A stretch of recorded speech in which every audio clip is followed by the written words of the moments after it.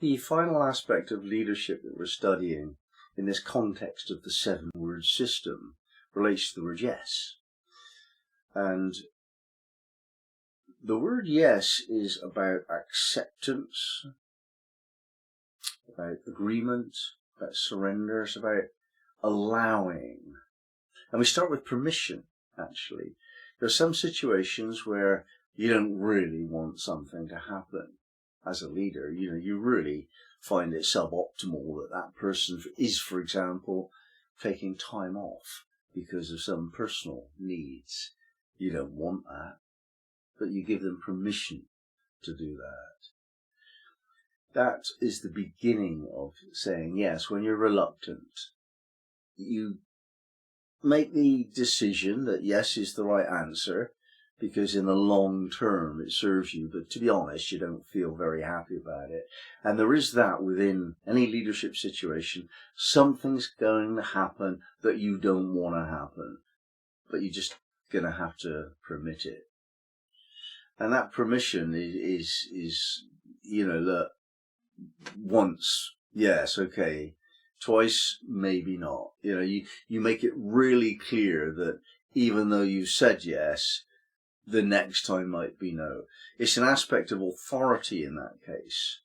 And we look into this whole question of the level at which you can surrender authority as a leader. Another way of surrendering authority is to delegate. And now that is not delegating responsibility. You can't do that. You're responsible for everything if you're the leader. You can't delegate responsibility, but you can delegate authority.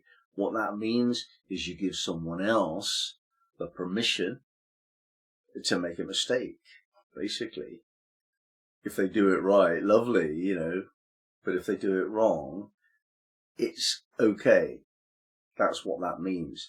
Now, you don't want them to do it wrong. So when you delegate authority to somebody, first of all, you have to make sure it's the right person. And you don't know that until it's too late, typically.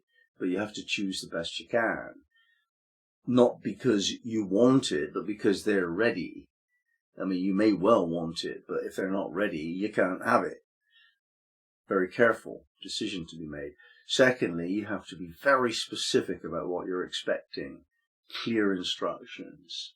Thirdly, supervision, so that they feel that they have the confidence to do something and you stop them before making a mistake. So they've got the chance to make mistakes and have no damage. Thirdly, allow them to be different from you. You're delegating the power to do things in a different way from the way you would do them. It is inevitable, and you have to accept that. So we move on to the second keyword, acceptance. Acceptance is the understanding that you can't lead a situation unless you have a team. There's nothing to lead. And when you share any effective progress into the world, then you know that somebody's going to be doing it differently from you. You know that. It's not a question. So you're going to feel like they should have been doing it your way. That's the feeling that you're going to have. But you've got to accept that they didn't do it your way.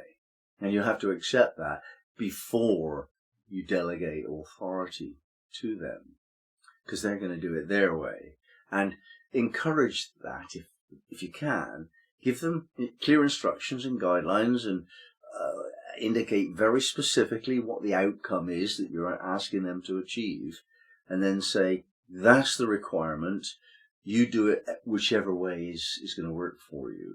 Give them that freedom. Accept that they've got their own way of doing things. If you don't, then they're not going to become the highest resource, the best resource that you want. They're not going to become leaders themselves, ever, if you over-supervise somebody. So you've got to accept that somebody's got the freedom to make their own mistakes. And your job is much like parenting and encouraging, approach, feedback, clearer instructions, closer supervision, whatever makes it work, and encouragement, encouragement, encouragement all of the time. No blame ever. Now, when you actually get to the level beyond acceptance to agreement, you understand that they've moved forward now in their own confidence, their own clarity, their own vision. So they're not only in keeping with the collective vision that you're leading the team towards, but they're actually enhancing it. They're expanding it. They're doing things that you couldn't think of yourself. Now that's the difference, isn't it? Beforehand, you had a really clear sense, a real vision of what you wanted, and you were getting people to act out that vision. Now we're moving into the higher level where they're actually expanding the vision. And they're expanding it absolutely in keeping with your vision, but more so. And they've taken your own ability to the next level. You can now most assuredly do more than you could before, not only in terms of volume of work, but in terms of imagination and qualities, character qualities as well. Some people have got different personality qualities to you, of course, and we need them to optimize that particular task. So you get to the level of agreement.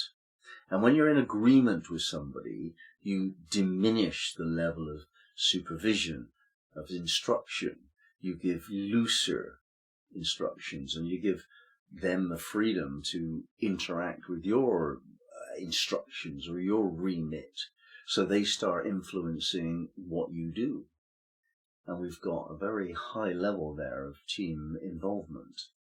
And finally, that you take that a little bit further and you come to surrender, where it's their business, not yours. And if you can actually get your team to this level where you give them overarching responsibility for an aspect of management, you're in charge of outreach, get on with it. You're in charge of production, get on with it. You're in charge of accountancy and measurement and money and all that, just get on with it.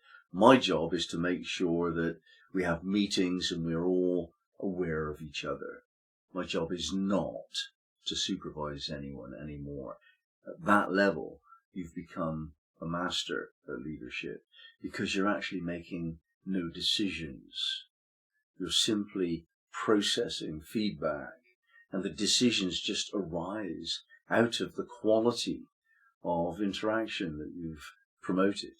So in the final analysis, the yang aspect of leadership associated with the CEO, Chief Executive Officer, the boss, executive boss, it moves into the higher level, the chairman of the board, whose functionality is essentially yin, just receiving all of the input and collating it and presenting it to everyone, for everyone to see, and then off they go and they do what is necessary in their sense of it. And they're better, their particular area of expertise than you are. They're experts. So when a leader actually has a team of experts as the team and does nothing much to make decisions about it, there we have it. That's the mastery of leadership. It's esoteric leadership, where you're standing in the center of everything and doing nothing. Your job is to just be the leader, not do anything at all. That's the highest level.